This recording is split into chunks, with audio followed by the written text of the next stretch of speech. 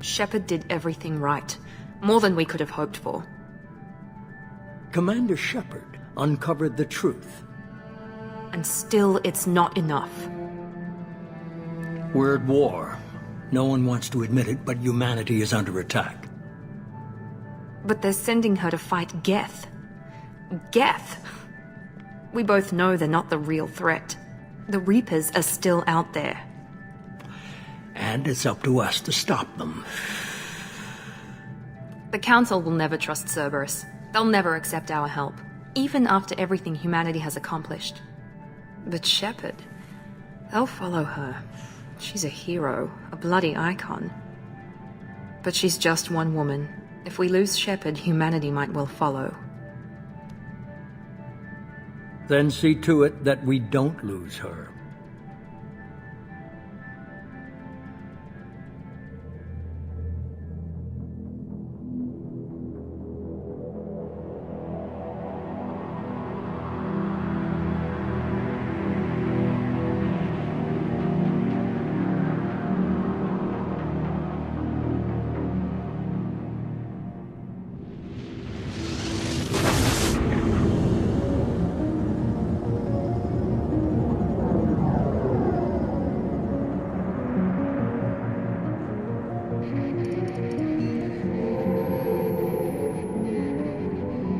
Disengaging FTL drives. Emission sinks active. Board is green. We are running silent. We're wasting our time. 4 days searching up and down this sector, and we haven't found any sign of Geth activity. 3 ships went missing here in the past month. Something happened to them. My money's on slavers. The Terminus system is crawling with them. Picking up something on the long-range scanner. Unidentified vessel. Looks like a cruiser. Doesn't match any known signatures. Cruiser is changing course. Now on intercept trajectory. Can't be. Stealth systems are engaged. There's no way a Geth ship could possibly... It's not the Geth. Brace for evasive maneuvers!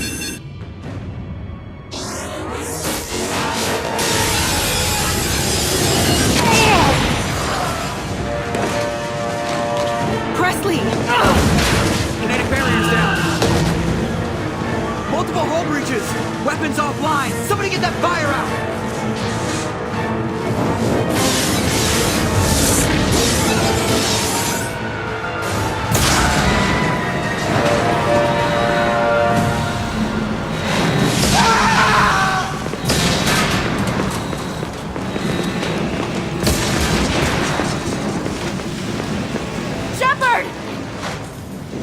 Distress beacon is ready for launch.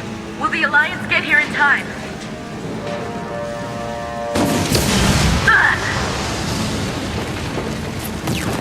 I'm not doing this just so they can find our frozen corpses. Get everyone onto the escape shuttles.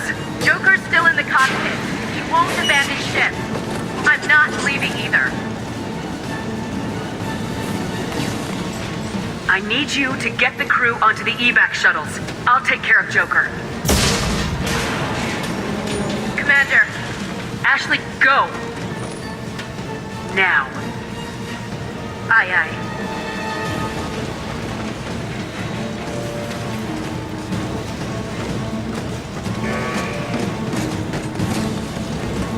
Everybody in! Go! Go! Go!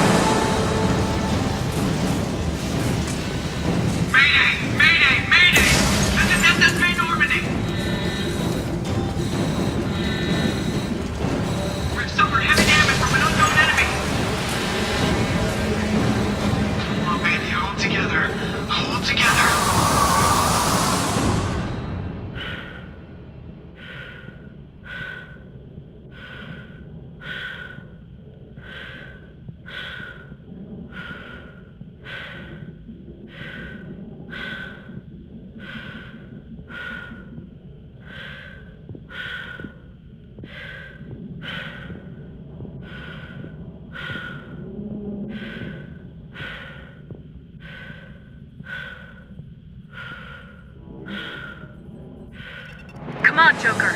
We have to get out of here. No, I won't abandon the Normandy! I can still save her! The Normandy's lost. Going down with the ship won't change that. Yeah, okay. Help me up. They're coming around for another attack!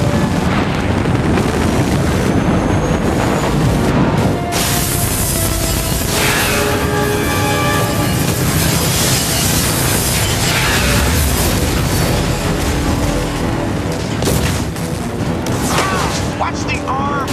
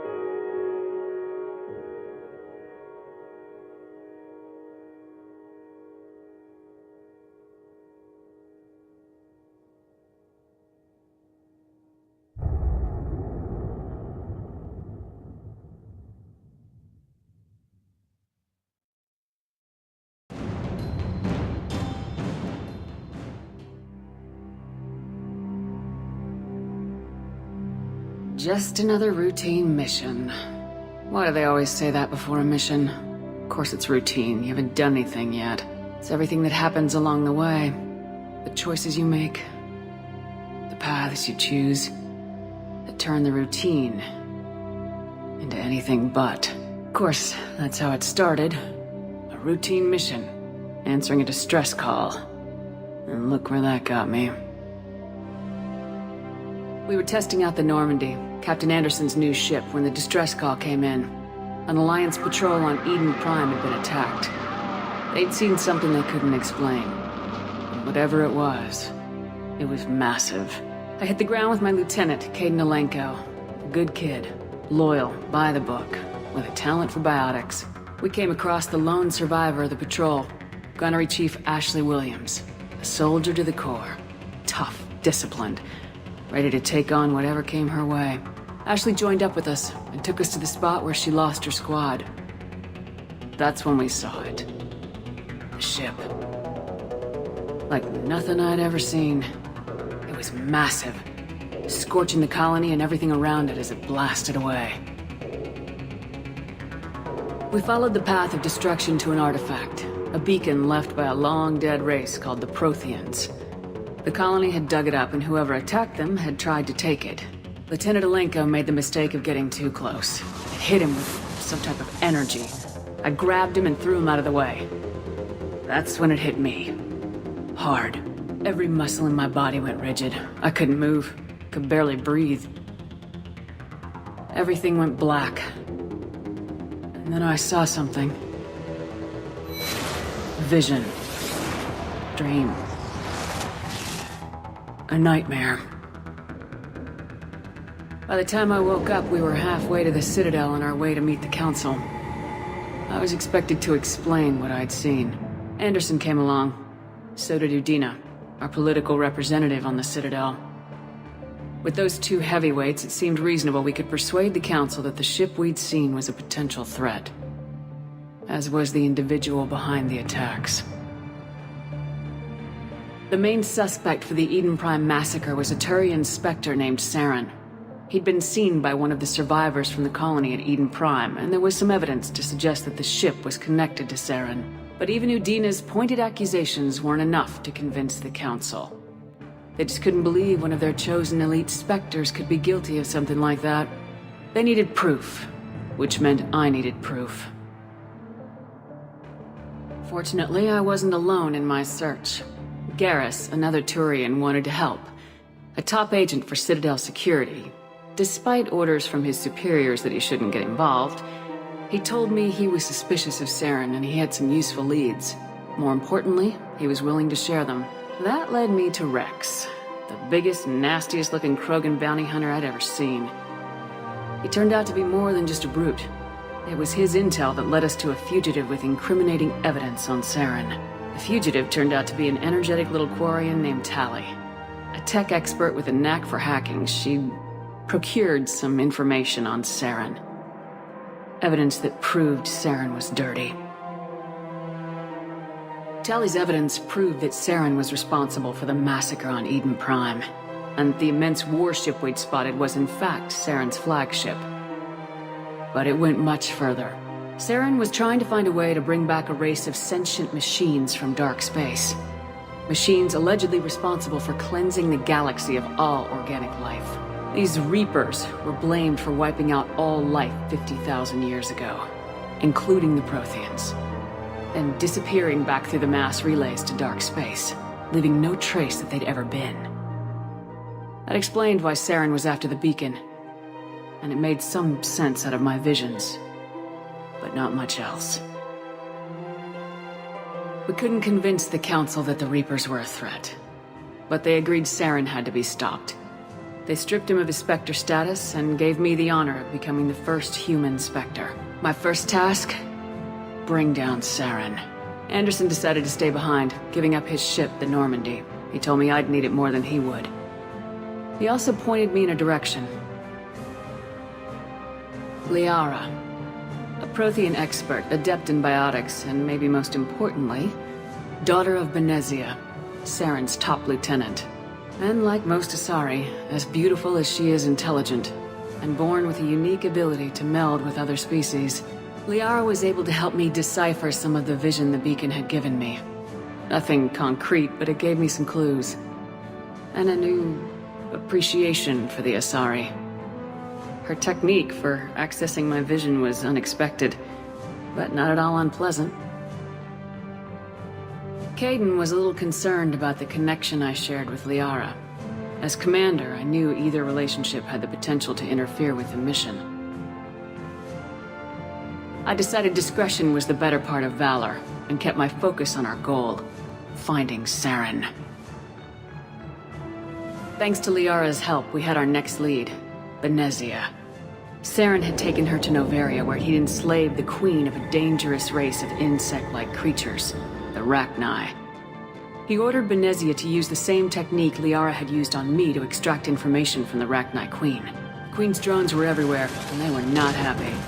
We had to fight through hundreds of them to get to Benezia. By the time we arrived, Saren was gone, with the information. I tried to reason with Benezia, but Saren had indoctrinated her. He had somehow acquired the ability to control people's actions and wills. Benezia wouldn't surrender, and Liara was forced to watch her mother die in her arms. And I was left with an angry, dangerous Rachni queen to deal with. She claimed her drones would do no harm if I released her, but the Rachni had terrorized the galaxy before. I couldn't do it. I wouldn't doom an entire species for past sins. And the Queen was true to her word. She left and took her army of drones with her. With Saren's top lieutenant dead, he was quickly running out of time and places to hide. I tracked him down at his base on Vermeer, but we soon learned it was more than a base of operations. It was a breeding ground. Saren was breeding an army of Krogan. He'd found a cure for the genophage, a disease inflicted on the Krogan to prevent them from breeding and taking over the galaxy. But the Krogan Saren was breeding were slaves, mindless beasts that obeyed Saren's will. I had to destroy the base and all its research. Rex disagreed, violently. Rex wanted the genophage cure for his people. I tried to convince him to help me destroy it, that these Krogan weren't real. But he wouldn't back down. Fortunately, Rex is smarter than he looks. He realized this wasn't the way to help his people, and that Saren was the real threat. When we finally got to the center of the base, I realized just how close Saren was to completing his plan. He was already in communication with the Reapers. Sovereign, Saren's flagship we'd all assumed was just a ship, was a Reaper. It spoke to me, threatened me. I could feel the menace it had for every living thing. It wanted me dead. It wanted us all dead. And I knew it was capable of doing just that. What I couldn't understand was why Saren would help it. But there was no time to think about it. Sovereign knew where we were. We had to destroy the base and get the hell out. I split my team into 2 squads, sending Ash with one and Kaidan with the other as a distraction. We had a nuke and we planned to use it. Before we could detonate the bomb, Saren showed up. We fought. I stalled him to make time for my team. And in talking to him, I realized the truth. It wasn't Saren who was indoctrinating everyone. It was Sovereign, the Reaper. And Saren was in deeper than all of them. He tried to convince me he was still in control. Said he'd found a way to reduce the Reaper's influence, but he was kidding himself. Or believing the lies Sovereign was telling him. Before I could convince him to stop, he ran, leaving me just seconds to extract my squad mates. I tried, but I wasn't fast enough. I could only save one of them. Kaidan was a good man, and a great soldier. But I had to choose, and I chose Ash. That was the last time Saren would slip away from me. I knew then, the next time we met, one of us would die. With my team mostly intact, we chased Saren and his army to Ilos, a long-lost planet that had once belonged to the Protheans. As we prepared for what we knew would be a desperate fight, I spoke to my crew. We were just one ship, against Saren's growing army. I assured them all that despite the odds, we could defeat him. I'd never tell anyone, but I had my doubts. Leaving Kaidan behind had hardened my resolve, but revealed a weakness in my defenses. How many more friends and allies would I be willing to sacrifice in order to stop Saren? We arrived on Ilos close behind Saren. Once on the planet, we discovered a Prothean databank that helped me put the final pieces of my vision together. The Reapers had come 50,000 years ago, and every 50,000 years before that, each time purging the galaxy of life. The Protheans had fought and died like every species before them, but a few survived long enough to leave a parting gift. The Protheans had discovered that the Citadel was the key to controlling the mass relays. By sabotaging the Citadel, they found a way to close the relays to dark space, slowing the Reapers' return, giving us the time we needed to find a solution to stop the Reapers once and for all. Saren knew this. He was leading his army to take control of the Citadel and re-establish the relays to dark space, bringing the waiting Reapers here to destroy us all. We followed him to the Citadel. It was intact, but heavily damaged. He'd caught the Council fleets by surprise, and they were only now regrouping. And with Sovereign as his flagship, there was little hope that the fleets could counterattack with enough strength to take back the Citadel. But Saren was done running, and I was done chasing him. As the Alliance and Council fleets battled Saren's army outside the Citadel, I cornered the Turian bastard in the Citadel tower and confronted him. He died believing that the Reapers would save him. As I fought to regain control of the Citadel, the Council's flagship, the Destiny Ascension, fell under attack. Despite Saren's death, Sovereign and Saren's army continued to fight. The Council was aboard the Destiny Ascension and they were requesting assistance. But I knew in order to help them, I would have to put our Human Alliance fleet in jeopardy. The Council could be replaced. The fleets were needed here and now if we were going to defeat Sovereign. Even with the Citadel back in my control, Saren defeated and the Normandy leading the combined galactic fleet, the battle against Sovereign, a single Reaper, was relentless. It took the combined fleets of humanity and the other races, but in the end, Sovereign fell. The costs were immense. While humanity's efforts in the war earned us our first seat on the Council, it was a hollow victory. The Reapers were still out there. I knew the fight was far from over, but as the one who'd led the fight against Saren, I was given new responsibilities. The choice of humanity's first counselor was left to me to decide. On the one hand, Udina, the lifetime politician, ruthless and ambitious. He would easily navigate the political landmines that would soon be placed before him. The other choice, Captain Anderson, the career soldier. Tough but fair. But a friend, and someone I could trust. Both great leaders in their own right.